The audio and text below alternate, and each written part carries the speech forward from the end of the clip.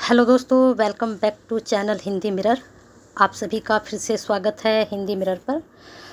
जो भी स्टूडेंट्स हमारे हिंदी मिरर पर बीए थर्ड ईयर के स्टूडेंट हैं वो सभी जुड़ जाइए। आपके जो हमने क्वेश्चंस आंसर करा रहे हैं उससे आगे के क्वेश्चन आंसर आज लेकर आए हैं। इस तरह से स्टेप बाय स्टेप आपके पूरे फर्स्ट पेपर जितना भी है उसकी तैयारी हो जाएगी। जितने भी महत्वपूर्ण टॉपिक हैं आपके फर्स्ट पेपर से वो सब हम लेकर आ रहे हैं। इससे पहले 2 आपकी वीडियो अपलोड हो चुकी हैं सभी स्टूडेंट्स की, तो उनको भी आप चेक कर लीजिए। जो स्टूडेंट आज ही जुड़े हैं वो चैनल को सब्सक्राइब कर लें, बेल आइकन को हिट कर दें, जिससे नई वीडियो के नोटिफिकेशन आपको टाइम से मिलते रहें। क्योंकि जब आप हमारा चैनल सब्सक्राइब करेंगे, हमारा क्या ये एक परिवार है, हमारे परिवार से आप जुड़ जाइए। हमारे जितने भी सदस्य हैं वो सब आपका स्वागत करते हैं। और साथ में आप अगर सभी स्टूडेंट हमसे जुड़ चुके हैं तो लाइक कर दीजिए और शेयर कर दीजिए सभी के लिए। जितने भी ST SU के स्टूडेंट्स हैं थर्ड ईयर के, जब आप शेयर करेंगे तो कहीं ना कहीं किसी न किसी स्टूडेंट्स के पास ये ज़रूर पहुंचेगी वीडियो आपके ज़रिए। चलिए शुरू करते हैं। आज का क्या टॉपिक है आपका, पहले ही हमने बता दिया था कि कल हम आपको संचार माध्यम के बारे में पढ़ाएंगे। क्योंकि इससे पहले ये देख लीजिए हमने आपके लिए ये वाली यूनिट पढ़ाई थी। यहाँ आप देख सकते हैं ये पूरी एक PDF है आपकी, 53 पेज की। टिप्पण कराया था, पल्लवन कराया था, ये सब चीज़ें हमने आपको करा दी थी। अब क्या तो कराते हैं संचार। ये बहुत ही महत्वपूर्ण आपका टॉपिक है। मैंने कहा मैं जितने भी टॉपिक लेकर आई हूँ वहाँ से 100% आपके क्वेश्चंस बनेंगे, शॉर्ट में बने या लॉन्ग में बने या फिर आपके MCQ बेस आएंगे ज़रूर यहाँ से। अब जैसे MCQ ये वाली लाइन है, यहाँ से आपका MCQ 100% पूछा जाएगा। ठीक है, चलिए देखते हैं प्रश्न क्या बन रहा है। संचार व्यवस्था पर एक लेख लिखना है। वर्तमान संचार माध्यमों का संक्षिप्त परिचय देना है। संचार क्या होता है? जब हम एक दूसरे से अट्रैक्ट होते हैं, किसी बात करते हैं किसी भी तरह से, तो वो क्या होता है, एक तरह से संचार होता है। तो संचार सैटेलाइट कम्युनिकेशन भारत में उपग्रह संचार सेवा 1970 में शुरू हुई, 1970 में शुरू हुई। जब आपके भारत में का किसका सदस्य बना यहाँ पर, और क्या हुआ, यह पुणे के निकट एक पृथ्वी केंद्र की स्थापना की गई। तो इस प्रकार से आपका अगर ये MCQ में प्रश्न बनता है तो आप जो है इसको करिएगा ज़रूर और इसको पढ़ लीजिएगा अच्छे से, कब इसकी स्थापना हुई थी। अब आगे है 1977 में दिल्ली एवं मद्रास को उपग्रह संचार प्रायोगिक कार्यक्रम STEP, इसकी फुल फॉर्म पूछी जा सकती है आपसे, सैटेलाइट कम्युनिकेशन एक्सपेरिमेंटल प्रोग्राम। ठीक है, तो इस टाइप की फुल फॉर्म याद रखिएगा के तहत 5 दुरुस्त क्षेत्रों, ये क्षेत्र भी याद रखिएगा, लेह, लक्षद्वीप, अंडमान निकोबार द्वीप समूह आदि से जोड़ा गया। फिर 1983 में जब भारत द्वारा इनसैट श्रेणी के उपग्रह छोड़े जाने लगे, तब तो उपग्रह संचार सेवा की ओर से विकास और विस्तार हो गया। तो यहाँ से यहाँ तक बहुत अच्छे से पढ़ लीजिए, याद रखिएगा। यहाँ से आपका क्वेश्चन 100% निकल कर आएगा। चलिए अब देखते हैं आपके संचार के कौन कौन से साधन हैं। सबसे पहले लेते हैं आपका direct TV, DTH, direct to home क्या है? बिना तार के चैनल सुविधा। लैटिन अमेरिका के कैरिबियन में डायरेक्ट टीवी को उपलब्ध कराने वाले गैलेक्सी लैटिन अमेरिका GL ने एक नया उपग्रह गैलेक्सी 81 सितंबर 1997 में आरंभ किया। यह उपग्रह डायरेक्ट टीवी को तुरंत सर्वोत्तम डिजिटल वीडियो के 238 चैनल तथा अंशदाताओं की इच्छा पर ऑडियो प्रोग्रामिंग भी करता है। तो आपको पता होना चाहिए DTH क्या है, डायरेक्ट टू होम क्या है। ठीक है, आगे आते हैं पेजर। पेजर मुझे लगता है अधिक आपने देखा होगा, पहले पेजर चलता था फ़ोन से पहले। पेजिंग एक ऐसी विधि है जिसके माध्यम से किसी भी व्यक्ति द्वारा किसी भी ऐसे व्यक्ति को संदेश प्रसारित किया जा सकता है जिसके पास पेजर उपकरण मौजूद हो। वास्तव में पेजर एक ऐसा एकीकृत मार्गीय तार विहीन संचार यंत्र है जो भेजे हुए संदेशों को प्राप्त रिसीव कर सकता है। इसे जेब अथवा हाथ में आसानी से ले जाया जा सकता है। ये भी फ़ोन की तरह ही होता था।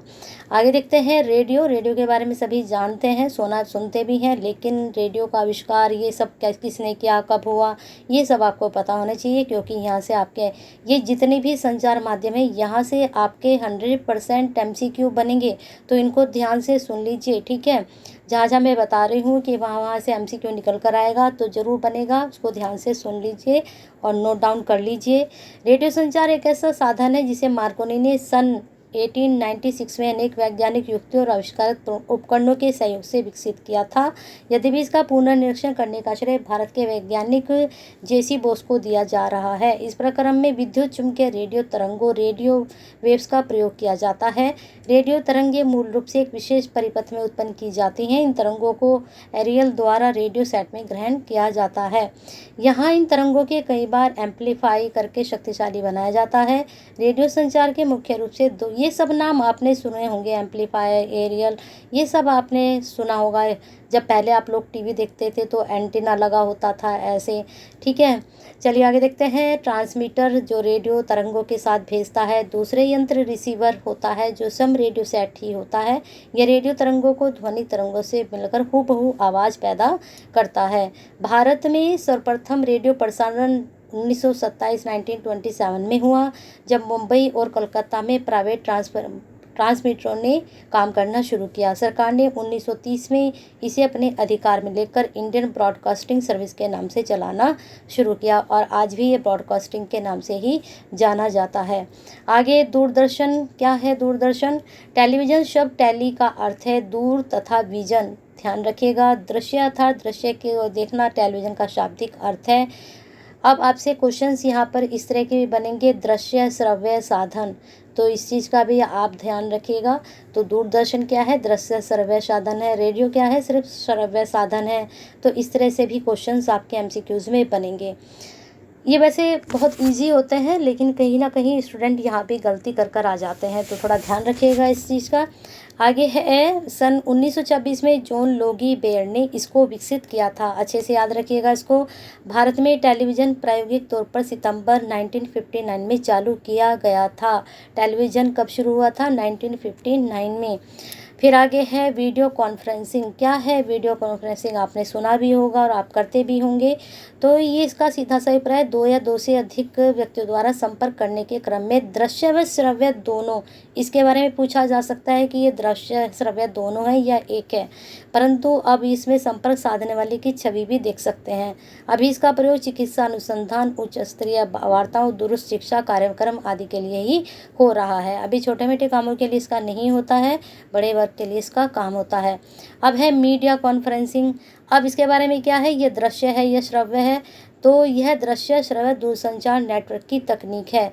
ये दृश्य भी है और श्रव्य भी है, जिसमें विचारों का सीधा आदान प्रदान किया जाता है।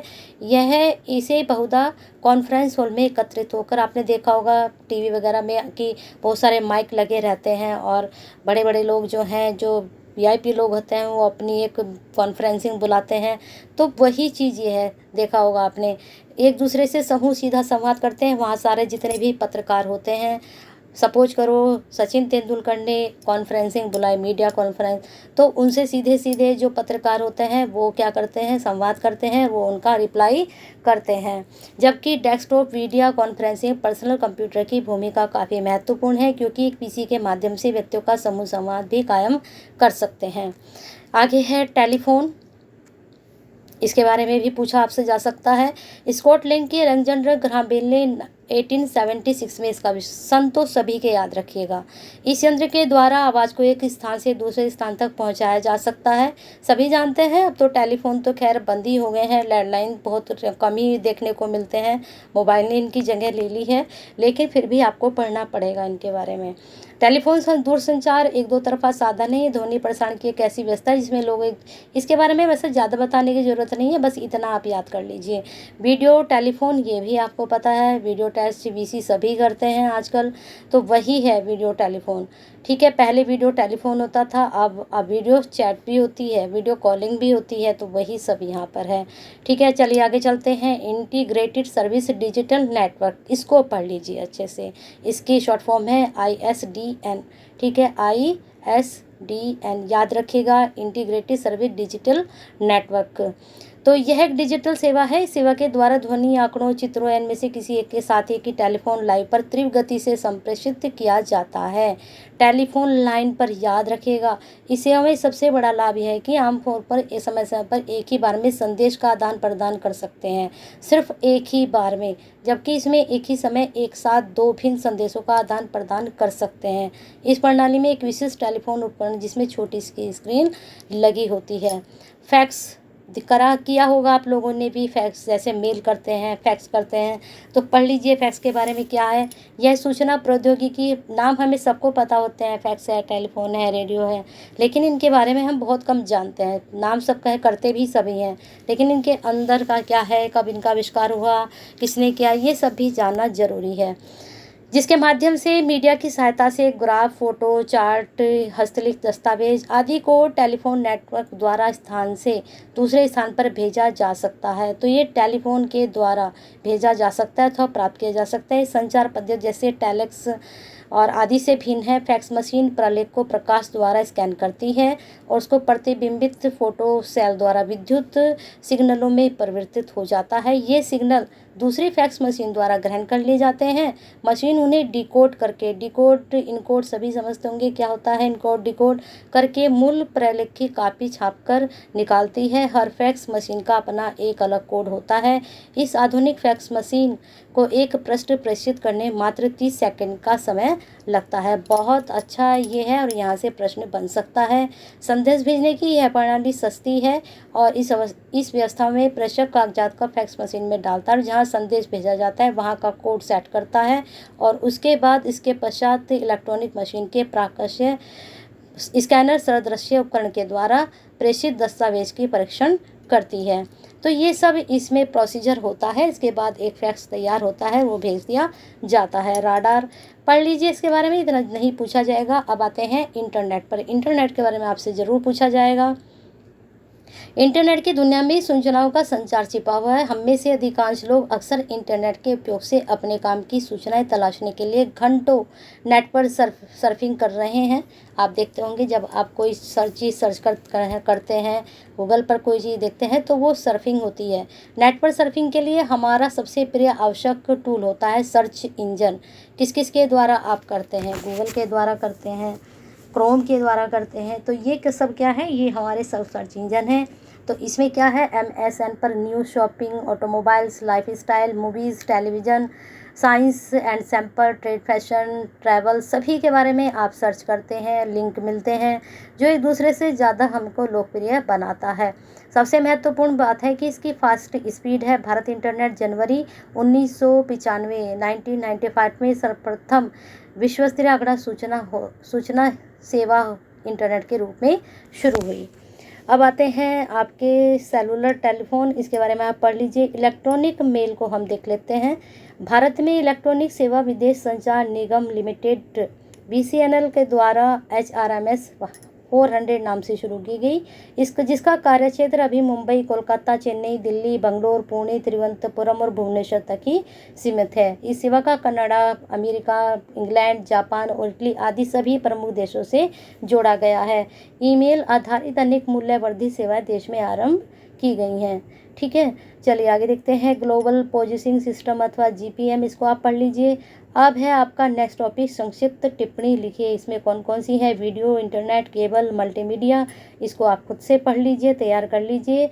हम जो नेक्स्ट टॉपिक लेकर आएंगे, लेकिन इनको आप तैयार कर लीजिएगा। वीडियो, इंटरनेट, केबल, मल्टीमीडिया, यहाँ पर इसका सारा यहाँ पर है। नेक्स्ट टॉपिक जो मैं आपके लिए लेकर आऊँगी, अनुवाद। ठीक है, अनुवाद आपकी लास्ट यूनिट है और ये बहुत ही महत्वपूर्ण है। यहाँ से आपका लॉन्ग या शॉर्ट क्वेश्चन जरूर निकलेगा, तो नेक्स्ट वीडियो तक बने रहना है। हो सकता है मैं शाम में ही यह अनुवाद वाली वीडियो आपकी अपलोड कर दूँ। तब तक क्या करना है, आपको शाम तक लाइक करते रहना है और इस वीडियो को शेयर करते रहना है, जिससे सभी स्टूडेंट के पास ये वीडियो पहुँचे आपके श्रेय के थ्रू। और लाइक तो बनता है, कर दीजिए, और कमेंट बॉक्स में ऐसे ही अपनी क्वेरी सेंड करते रहिए। और साथ में हिंदी मिनट से अभी तक नहीं जुड़े हैं तो जुड़ जाइए। ऐसे ही बेनिफिशियल वीडियो के लिए सब्सक्राइब कीजिए, बेल आइकन को हिट कीजिए।